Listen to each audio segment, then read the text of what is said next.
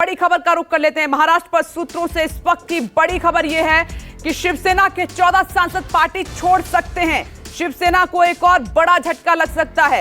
एकनाथ शिंदे के बेटे श्रीकांत शिंदे भी पार्टी छोड़ सकते हैं। खैर, उनके बयानों से ही पहले यह जग जाहिर हो चुका था कि वो अपने पिता के साथ हैं। विधायकों के बाद ये बड़ी संख्या में सांसदों का छोड़ना, ये कितना बड़ा झटका है विनोद शिवसेना के लिए।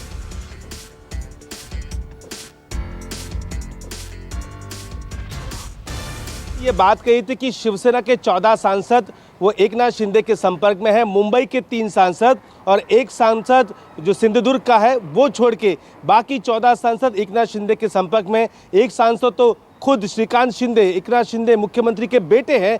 तो अब ये पार्टी में एक बड़ा गुट वहाँ पर नाराज है सांसदों का, वो अलग गुट बनाने जा रहा है और वो अलग गुट एकनाथ शिंदे के साथ उनके गुट में वहाँ पर शामिल होगा। देखिए, सबसे बड़ी बात यह है कि इन 14 सांसदों को लगता है कि अगले लोकसभा चुनाव में जनता से वोट कैसे मांगे। महाविकास आघाड़ी के साथ गए तो लोग क्या कहेंगे, क्योंकि पिछले चुनाव में शिवसेना के सांसदों ने नरेंद्र मोदी के नाम पे वोट मांगे थे। नरेंद्र मोदी के फोटो को देखकर लोगों ने वोट उन्हें दिया था, गठबंधन को वोट दिया था। तो जिसके चलते ये सांसद यहाँ पर कह रहे हैं कि अब यहाँ पर अगर शिवसेना में रहते हैं, अगर गठबंधन होता है महाविकास आघाड़ी का लोकसभा के लिए, तो उनका जीतना नामुमकिन है। इसीलिए वो परेशान है और इसलिए ये 14 सांसद एक साथ एकनाथ शिंदे के संपर्क में है। और खुद राजन विचारे जो ठाणे के सांसद हैं और श्रीकांत शिंदे जो कल्याण के सांसद हैं, वो अगले 1 से 2 दिनों में अपना निर्णय वहाँ पर जाहिर कर सकते हैं कि हम शिवसेना को अलविदा कह रहे हैं,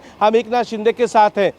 देखिए, अभी जो विधायक है वो विधायकों में टू थर्ड इसमें टूट हुई है और वो सभी कह रहे हैं कि हम शिवसेना है। अब देखिए, कल 18 में से 14 सांसद बाहर निकलेंगे और वो यही बात कहेंगे कि असली शिवसेना हम है और हमको ही अलग मान्यता दी जाए लोकसभा का, और 2 साल का अभी भी कामकाज बाकी है। तो वहाँ पर भी वही देखने मिलेगा। जो टूट महाराष्ट्र विधान सभा में हुई, अब वही टूट लोकसभा में भी हो सकती है और शिंदे का अलग गुट यहाँ पर अलग बेंच पर वहाँ पर बैठा हुआ आपको नजर आ सकता है। सिर्फ मुंबई के 3 सांसद और रत्नागिरी सिंधुदुर्ग का 1 सांसद, ये सिर्फ सांसद ये अब फिलहाल मातोश्री के साथ है। ये सूत्रों की जानकारी है, लेकिन जल्द इसकी घोषणा भी हो जाएगी, क्योंकि वो 14 सांसद को वापस लोकसभा आना है। तो उन्हें लगता है कि यही भारतीय जनता पार्टी और एकनाथ शिंदे का गठबंधन होगा लोकसभा में तो ही वो जीत पाएंगे। तो जाहिर है सभी को अपनी चिंता है और इसी चिंता में व्यस्त ये सांसद अब जल्द ही बगावत करने के मूड में नजर आ रहे हैं।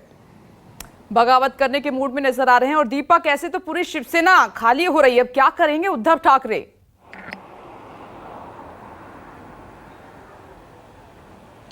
जी, शिवसेना की तरफ से लगातार रणनीति बनाई जा रही है कि तमाम जो उनके विधायक बचे हुए हैं या सांसद बचे हुए हैं उनको रोका जा सके। लेकिन जिस तरह के हालात नज़र आ रहे हैं, तमाम जो बागी विधायक जिस तरह से उन्होंने रुख इख्तियार किया है, अब सांसद भी यही रणनीति अपनाने के लिए तैयार हैं, क्योंकि सभी के अंदर यही भावना है कि जिस तरह से काम करवाया जाना चाहिए था उद्धव ठाकरे की तरफ से, जिस तरह की आज़ादी दी जानी चाहिए थी, वो कहीं ना कहीं मातोश्री के आदेश पर नहीं हो पाई है। और यही वजह है कि नाराज़गी लगातार बढ़ती जा रही है। अब कल ही उद्धव ठाकरे ने तमाम पदों से एकनाथ शिंदे को जिस तरह से सेवानिवृत्त कर दिया है, हटा दिया है, तो ऐसे में और भी तमाम जो विधायक हैं वो भी कुछ संपर्क में है या कहे सांसद संपर्क में हैं, वो अपना कड़ा रुख इस पूरे मामले में इख्तियार कर सकते हैं। उद्धव ठाकरे की चिंता लगातार बढ़ती जा रही है। एक तरफ विधायक का टूटना, सरकार में से चले जाना, मुख्यमंत्री पद से इस्तीफा दे देना, अब बीएमसी का चुनाव 2 महीने बाद होना है, उसके लिए उनकी चिंता लगातार बढ़ती जा रही है कि आखिर अगर इसमें टूट फूट हो जाती है और नगर सेवक